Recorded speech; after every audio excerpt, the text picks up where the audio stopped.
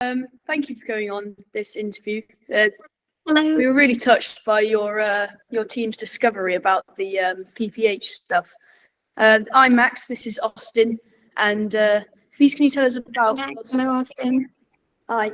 Please can you tell us a bit about yourself and how important this is to you? Okay. So thank you very much for having me. Actually, I think we were quite excited when we got the message from Rob saying that you were interested in the work we do. My name is Eni Balogun. I work at the University of London in a research group which is looking at treatments to make childbirth safe for mothers. Currently, we are working on seeing if a cheap and readily available drug called tranexamic acid can help improve the delivery outcomes for women after they give birth. Yeah. So when you made this discovery and what you're working on, if it does come out to work, how important would that be to you and everyone you know?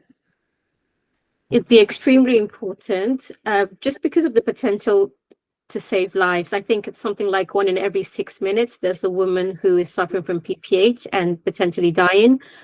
About 14 million women in the world, and even in the UK, about 30,000 women annually. So that the potential for impact, not just in terms of saving the lives of the mothers, but also if we look at the people around them. So for instance, every time a woman has PPH, it has a potential impact on her family. So how she can take care of her children when they're born, the impact on her partner or her husband or the wider family as well, where if you have the worst outcome, which is of course the woman actually dying, the repercussions are very broad. So that it's very important to me because when I started working in research, I really wanted to do something that would impact on the lives of everybody. Yeah. And this is a way which I think that we can do this, working in the field we are in.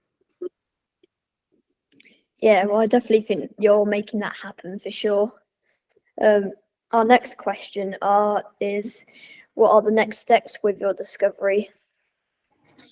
So one of the things we've actually been working on this in this area for over 10 years now. And I think one of the things we discovered was in the first woman trial, which was looking to see whether tranexamic acid can be used as a treatment in women who have severe bleeding after childbirth. We found that women actually die very, very quickly. So although we found out that we found a safe treatment, which you could use to sort of reduce deaths by about 1/3, if they die very quickly within 24 hours, you don't even get a chance to use it. So that now what we're actually doing now is we're looking to see whether is it possible to prevent severe bleeding after childbirth, particularly in women who can't afford to lose too much blood, so women who are anemic. So that's what we're working on now, and so that we're trying to see whether if you can prevent the severe outcomes before they happen, it'll obviously be beneficial for the woman. Yeah. Are there certain countries that this is predominantly happening in? Yes. So actually, in terms of severe bleeding after childbirth, so postpartum hemorrhage, it's something which actually it happens across the world. But what you have is the severity of the outcomes. So in sub-Saharan Africa and Asia, parts of Asia, if you develop a postpartum hemorrhage, the women there are likely to have worse outcomes, like dying. Thankfully, and this is because of a range of factors. So for instance, access to treatment, access for treatment to severe bleeding after childbirth is probably one of the key ones as well. Whereas what you have is a situation in the UK, for instance, where they're not likely to die, but the outcomes are still, they still have some outcomes which are poor. So, and if we look at the women in the UK, probably, I think about 5% of the women who give birth will generally experience a postpartum hemorrhage, which doesn't sound a lot, but if you think that that's about some 30,000 women who potentially, when they go home from hospitals, they might have outcomes which mean they can't look after the baby properly. They might be unwell for a period of time. So it does have potential to impact a lot of people. Yeah.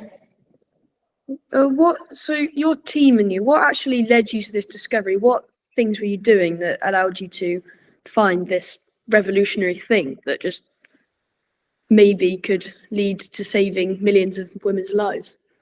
Okay, so the work we actually do is building on work that was done in the 60s by a husband and wife in Japan in 1962. Shosuke and Utako Okamoto invented this drug called tranexamic acid, which they felt would be a useful treatment for severe bleeding after childbirth. However, what happened was after they invented it, it was picked up and used in almost every other condition that could be for bleeding, from tooth extractions to heavy periods, except postpartum bleeding after childbirth. And it was just because there was no one to sort of pick up the course and shine the light on it, but also to provide reliable evidence to doctors that this is a safe and effective treatment. So sometime in the early 2000s, we're working on a trial to see whether this drug, tranexamic acid, could stop bleeding in women, in people who suffer from trauma, so severe, like car crashes, falls, that sort of thing. And when we're working with the doctors, one thing they always said to us is like, if we find that this drug is effective for preventing death or bleeding in trauma patients, can we apply it to women who bleed after childbirth? Because when you go and have a baby, you're not thinking of anything going wrong. It's usually a joyful time in terms of the pregnancy as well. And really, it was the interest from the doctors who kind of brought it to light for us to say that, look, you're looking at it in people who suffer from motor accidents and seeing if this drug can help them. Why not look at it in women who die from bleeding after childbirth as well?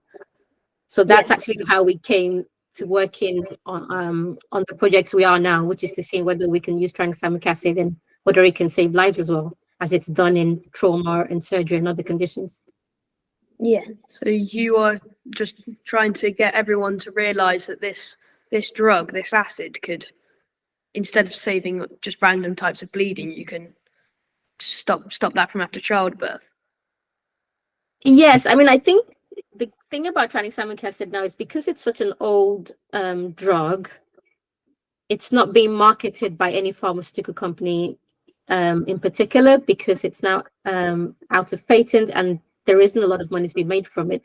But that's also one of the strong key selling factors, because it means it's now very affordable. So that in terms of being able to roll it out as a treatment, it doesn't have a massive cost implication to it, and it's readily available because it's fairly stable.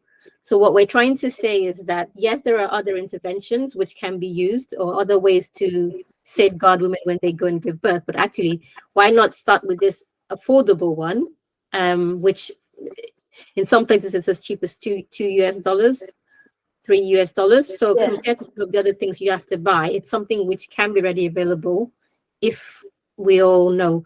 But the other thing is that initially doctors were very concerned that it might have some adverse effects. So it might. So one of the things which we actually found from that trial was that it's very safe, in the sense that there weren't any further adverse effects as a result of using this drug to treat severe bleeding after childbirth. So that what we're doing is we're providing the evidence for people to use this relatively cheap and readily available treatment, and for doctors and midwives and everybody to feel confident about it as well. Yeah, so obviously it's very cheap, but where exactly would you be able to get hold of this? Okay, so in terms of where you can get hold of tranexamic acid, actually, it's a drug that's readily available over the counter in various forms, as tablets, as liquids as well. So sometimes actually GPs will prescribe it for severe women who have severe periods, and you can just go into Boots and get the prescription there. So it's available that way. And then also in terms of procuring it, most pharmacists definitely in the UK can as well procure it as well. So in most countries it's licensed and it's readily available if doctors prescribe it. Okay. So this discovery could change not only PPH but also literally anyone bleeding anywhere severely could just cure that and allow people to live a happy life instead of. So it needs to be prescribed. So that's the first thing. And then the bleeding we're talking about is actually severe bleeding. So for instance, when we talk about PPH, we're talking about women who have lost around 500 mils of blood. So 500 milliliters of blood, which is, I think, I don't know, a bottle of Coke, to the really severe bleeding, about 2 liters. So in terms of giving it to women who have severe bleeding after childbirth, at the moment, it's being done in hospital via an intravenous injection. Now, in terms of women who want to use it for things like heavy periods or even for like facial treatments, you would go and buy a preparation that's readily available from the stores or the pharmacy. So that's why the GP would write a prescription and you could take it into the pharmacy and get tablets of tranexamic acid, per se. Or you might go to Boots and see a cream that's got tranexamic acid as part of its ingredients, just because of the action it has. Yeah, okay. And finally, with relating to PPH, are you working on any other projects at the moment? Yes. So at the moment, like I mentioned earlier on, we are looking to see whether we can prevent PPH in women who can't afford to bleed. It's also anemic women. But also, and also what we're looking is to see is how you give tranexamic acid. So touching on the point you made earlier on, like how can people get it and how can they get to use it? You can give it now based on the evidence we have by an intravenous injection. But a lot of women actually don't give birth in hospitals. They give birth at home, and this is particularly in some areas in Africa and Asia as well. So we're working to see whether there's a way where people who are not qualified doctors or midwives can give tranexamic acid where it is needed, to give it as an injection, like kind of what happened during COVID. Give it like as an injection into the muscle, so that more people can have access to it and more people can use it. So that's a piece of work which we are setting up now, and we're beginning to do work in, just to make sure that that's a safe way of giving tranexamic acid. And the other bit of work we're also doing is to see how we can get the word out, because as I mentioned to you, the idea of tranexamic acid being used in postpartum hemorrhage is actually quite one which has been with us for a long time. But what we found working in different places is that there are different barriers to it. So in some places, so for instance, like in when we finished the first woman trial, we found that doctors in Pakistan started using the drug very, very quickly and prescribing it to women. But that wasn't necessarily the case in, say, for instance, in Nigeria where we worked.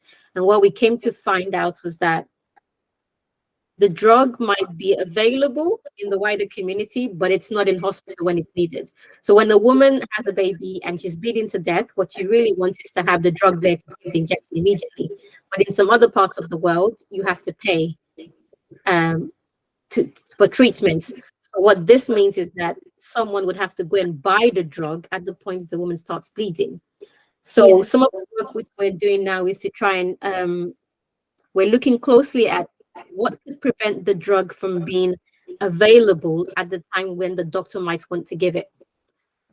Because what this means is that even if you prove that the treatment works really well, no one will use it if it's not there to be given at the time it's needed. So those are the key areas that we're looking at now. So with the trial quickly, is there anyone that is or has supported the trial? Sorry, could you just repeat your question again? With the woman trial that you've been conducting, is there anyone or a big mass of people who are supporting you and what you're doing? Actually, so the woman trial which we're working in, it's a collaboration between healthcare workers from other countries, not just us. So at the moment we're working with doctors and healthcare workers in Zambia, Tanzania, Nigeria, and Pakistan, so that they in terms of the data we're actually collecting in the trial, a lot of it is coming from the hospitals, and they've really taken the project on board. And the fact is, if we didn't have the support with collaborators, with people who are very much interested in this area of work, we wouldn't be able to do the work we do, because we're a small research unit at the University of London, and you wouldn't be able to get very far, even though if there was an interest from the collaborators that we work with. But also there is sort of, we have interest, for instance, from the people who are funding the work that we do. The Bill and Melinda Gates Foundation Welcome is supporting us in terms of making sure that we have the resources available to do the trial. And we've also have other people who are generally working in the area of maternal mortality, so making sure that pregnancy is safe for women, who also are involved in terms of trying to help with dissemination of what we find out from the trials. Yeah. I think that's all our questions, Emmy. Okay. So thank you for everything you said, and it's been very, very informative. Can I ask a question of my own? Yeah, Sure. Okay. How did you find out about the work which we do? So we both went on to different news websites, quite big ones. Like, I think what did you go on? I was on BBC, he was on Sky. We No, saw I it was on on an Sky. article. And I just saw it on Sky, and I thought, well, it affects a lot of people, so surely a lot of people should know about it. It also wasn't like the highest of headlines. We thought maybe we should get it out there, let people know that this is actually happening, so that people can take it on board and save way more lives than we're already losing. Okay. No, it's I think it's very good, because I think one of the things we have been trying to do is to sort of reach a wider audience, if you like, but also I think that it's very gratifying to hear that you might be interested in this area of work, because of just the impact of it, but it's because maybe it's not something which is very well known. So thank you for inviting me to spend some time today.